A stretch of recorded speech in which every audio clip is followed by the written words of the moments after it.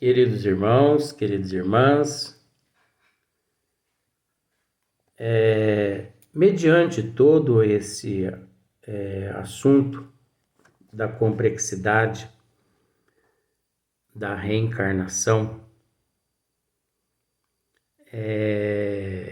a prova da reencarnação, você entendeu? A mesma complexidade que existe a respeito da reencarnação, a mesma complexidade que existe a respeito da prova da reencarnação, existe a complexidade na desencarnação, existe a complexidade na prova da imortalidade da alma. Para você ver como são as coisas, né? A complexidade da prova na imortalidade da alma encontra-se através de algumas questões que, com o passar do tempo, nos assuntos, nós vamos tratando gradativamente. Mas a prova da imortalidade da alma encontra-se através da vidência e da claravidência. Através da audição, que são os dons mediúnicos que nós temos. E também através das psicografias. Quem entende um pouquinho a respeito desta questão, entende o que eu estou dizendo, né? Só que é preciso tomar muito cuidado com a prova da imortalidade da alma através da psicografia. Por quê? Porque eu posso dizer a você que 97% dos espíritas e dos médiuns, principalmente aqueles que atuam mediante certos dons mediúnicos, como claravidência, clareaudiência, vidência, psicografia, nós temos que tomar muito cuidado. Porque muitos espíritos charlatões, mistificadores, zombeteiros, aproveitando a imoralidade do médium, aproveitando o grupo onde ele atua, onde ele trabalha, que não é lá sério, porque ele não faz parte de casas espíritas sérias, ele também não é lá muito sério, não é aquele médium pautado na disciplina, no discernimento, não é aquele médium que opta pela renúncia das coisas materiais, pela higienização e o policiamento mental. Ele é aquele médium que, fim de semana, cachaça, baile, cigarro, festas, orgias, promiscuidade, prostituição, vende o corpo, compra corpo. Você está entendendo o que eu quero dizer, né? Compra corpo, né? É aquele médium que anda na contramão e ainda pisa na casca da banana. Esse médium, ele é um excelente instrumento, mas das trevas. As trevas o ama. As trevas cuida dele como se fosse um boneco de porcelana. Cuida, mas cuida, mas cuida, mas cuida. Sabe por quê? Porque ele é o copo das trevas. As trevas usa ele em tudo aquilo que ele faz.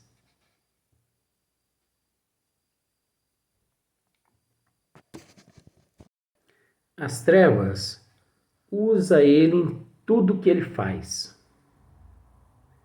Então elas cuidam dele como se fosse um boneco ou um vaso de porcelana. Você entendeu? Então, por ele fazer parte dessa trama toda da promiscuidade e por ser um médium assim, vaidoso, aquele médium que ostenta ser assim melhor que os outros, sabe? Que se sente assim como se fosse um rei. Você entendeu? Espíritos charlatões passam por espíritos familiares seu e psicografa mensagens que, se você, ao ler a mensagem, você não encontra uma vírgula que te leve a duvidar que seja o impostor. Ora, gente, nas obras básicas, no livro dos médiuns mesmo, existe as mensagens apócrifas. Mensagens que não era da autoria daqueles espíritos às quais o nome foi assinado. Mensagens apócrifas. Allan Kardec deixou essas mensagens apócrifas no livro dos médiuns justamente, no livro, acho que é nos livros dos médiuns mesmo, é tanta informação que agora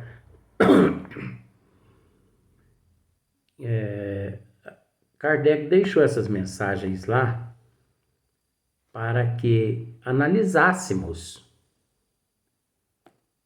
porque nós somos assistidos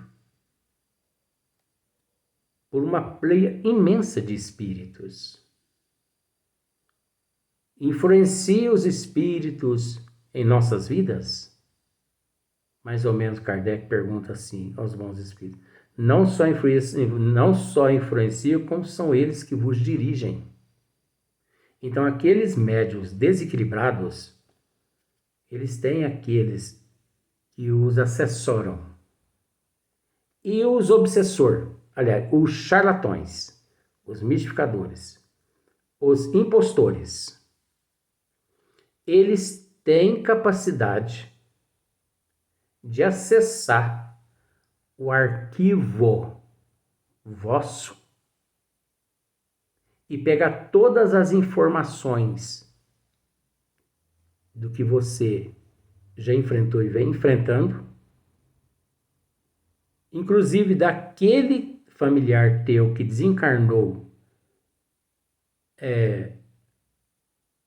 com determinado tipo de doença, no dia tal, na hora tal, na cidade tal, no estado tal, na rodovia tal, eles pegam todos esses detalhes. E através daquele médium desequilibrado, eles passam tudo para o papel. E o médium desequilibrado lê a mensagem você acredita. Aí você fala assim, mas isso não pode. Mas como disse? Quem disse que não pode? Eu não estou generalizando, não. Mas pode sim. Sabe por quê? Porque você tem o dever e a obrigação de, antes de procurar certas casas que se diz espírita, você tem o direito de procurar e a obrigação de procurar saber se é um local idôneo, se ali realmente trabalham seriamente. Você tem a responsabilidade de procurar saber se ali o que eles praticam condiz com as 5 obras básicas. Você tem o direito de procurar saber se o ritual ali dentro condiz com a doutrina dos espíritos. Você tem o direito de analisar o comportamento daquele médium que se diz representante de Jesus ali naquela casa. Porque reconhece-se a árvore através do fruto. Então, se você chega em determinada casa espírita e não procura analisar todas essas questões, é porque você é do mesmo nível daquele médium e daqueles espíritos zombeteiros que estão lá dentro daquela casa. Então, semelhante atrai semelhante, ao ponto daqueles espíritos estarem certo, entrar nos teus registros até um certo nível, é lógico, e pegar aquelas informações para poder te ludibriar, para poder te mistificar, para poder te enganar. Você está analisando, gente, por que muitas pessoas dizem que eu sou uma pessoa polêmica? Porque quem é que tem coragem de vir, colocar a cara a tapa aqui e revelar o que eu estou revelando? Agora diz-me que isso é invenção minha. Você tem todo o direito de não acreditar, mas você tem a obrigação de raciocinar. Você tem todo o direito de não acreditar, mas você tem a obrigação de raciocinar e não permitir ser mistificado. Porque você só é mistificado porque você permite ser mistificado. E 97% dos médiuns, principalmente no Brasil, estão trabalhando sobre a influência do anticristo aqui no Brasil. São médiuns, verdadeiramente médiuns. São portadores daquela faculdade, mas que infelizmente transviados, desviados na contramão da lei divina e amparados pelo anticristo, buscando cobaias para que esses anticristos introduza cada vez mais na mente desses cobaias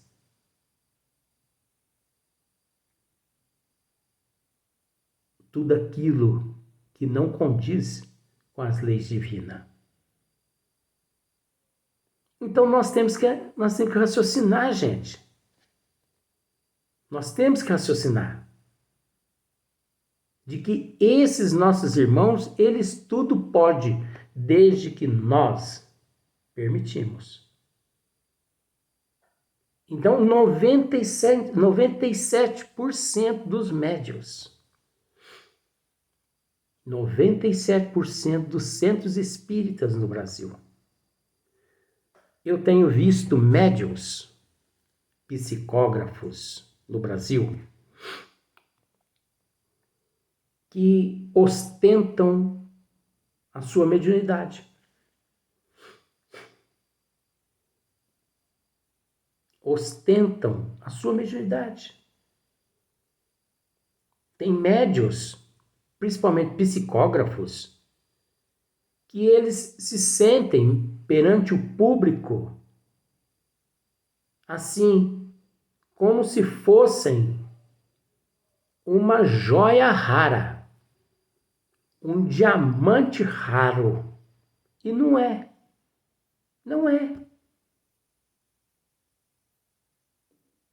Aquilo ali é um dom, é uma ferramenta de trabalho para a evolução da sua alma. Quanto mais ostensivo, quanto mais sensitivo, mais primitivo, mais ignorante, mais dívida. Por isso, retorna ao corpo físico com essa ferramenta bem aguçada para poder resgatar, trabalhando mais, ajudando mais, auxiliando mais, devido à dívida ser tão grande.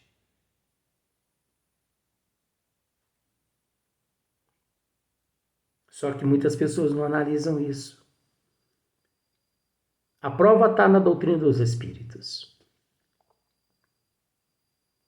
Allan Kardec, me falha a memória agora em qual livro, mas Allan Kardec mais ou menos leva ao conhecimento dos espíritos a respeito da grandiosidade dele na conversa com o mentor dele espiritual, não sei se é Zéfiro ou São Luís, e ele mais ou menos interroga o mentor espiritual, mas essa missão tão grande, essa responsabilidade tão grande, confiada a mim, e se acaso eu falhar? Mais ou menos assim, ó, não se preocupe não, porque se você falhar, outra é colocar no teu lugar. Agora, a gente entende, gente, que o espírito disse isso a Kardec até de uma forma para animá-lo a continuar no trabalho. Porque substituir Kardec não é qualquer um, não. Como eu já disse, Kardec é o segundo espírito mais evoluído que já pisou na Terra. Primeiro é Jesus, segundo é Kardec. Aí você pode me dizer assim, mas Jesus um dia disse que nascido de mulher, o mais evoluído que ele sabia, que ele tinha conhecimento, era João Batista, o precursor. Mas o que muitos não sabem é que Allan Kardec foi João Batista, o precursor.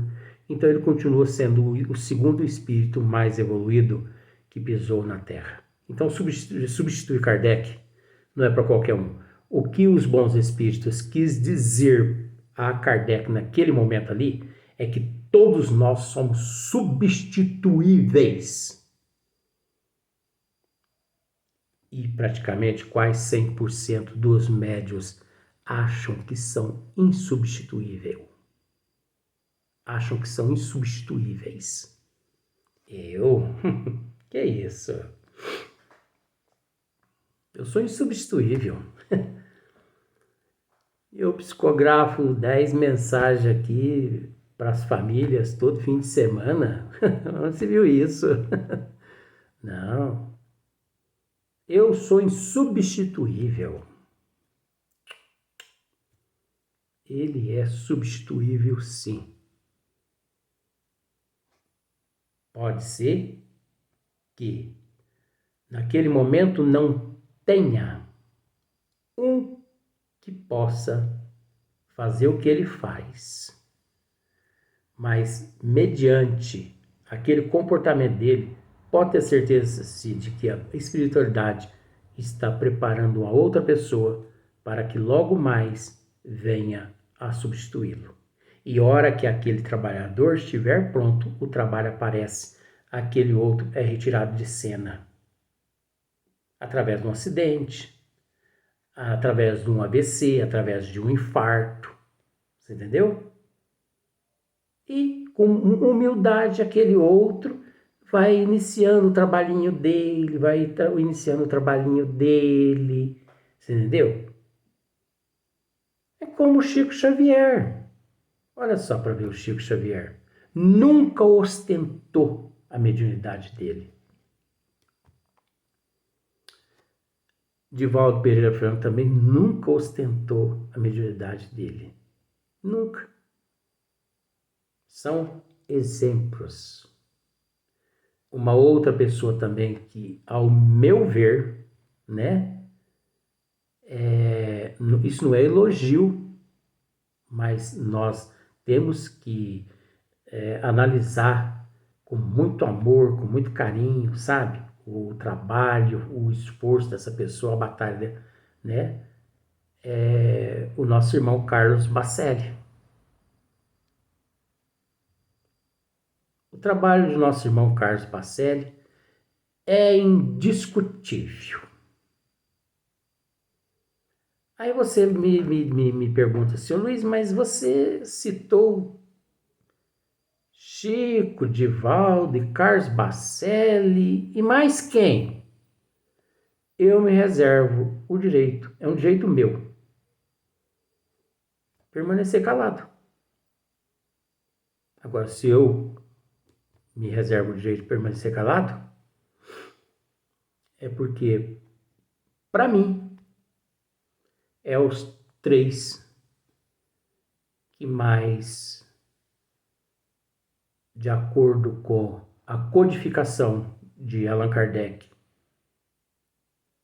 trabalharam e trabalham. Tá bom assim? Então nós temos que tomar muito cuidado. Porque, gente,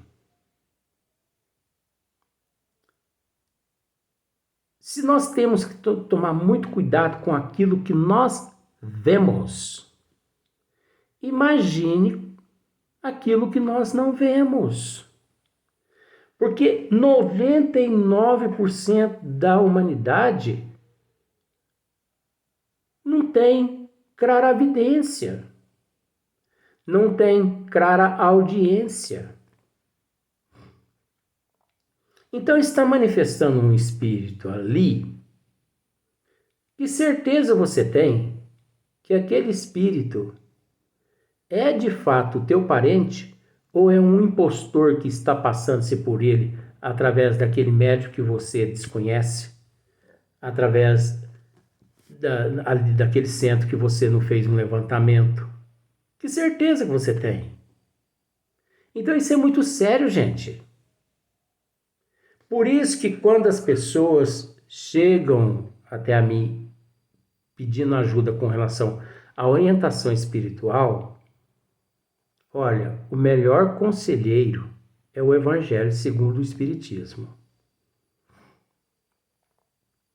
Eu não esqueço, eu vou citar o nome porque essa pessoa me ajudou demais nessa questão. Alzira Bessa França Mui, de Sacramento, sobrinha neta do professor Eurípides Barçanufo. Um dia ela disse para mim, que ela veio na inauguração da casa espírita a qual eu trabalho, e ela me disse, conversa vai, conversa vem, ela me disse, prioriza nesta casa, prioriza o estudo do Evangelho e a explanação do mesmo. Trabalho de desobsessão não é tão fundamental. Fundamental é o estudo do Evangelho e a explanação do Evangelho. Nós temos que nos preocupar com os espíritos que se encontram no corpo físico e não com aqueles que já se desencarnaram, porque aqueles que já desencarnaram, tem quem cuida deles no plano espiritual. Nós temos que cuidar daqueles que se encontram no corpo físico. Essa é de nossa responsabilidade. E a partir daquele momento em diante, eu nunca mais pensei em trabalho de desobsessão. Só estudo do Evangelho, explanação, estudo de outras obras e explanação, e nada de trabalho de desobsessão. Porque é um perigo o trabalho de desobsessão sem conhecimento de causa e sem conhecimento de efeito. Vamos para o próximo vídeo.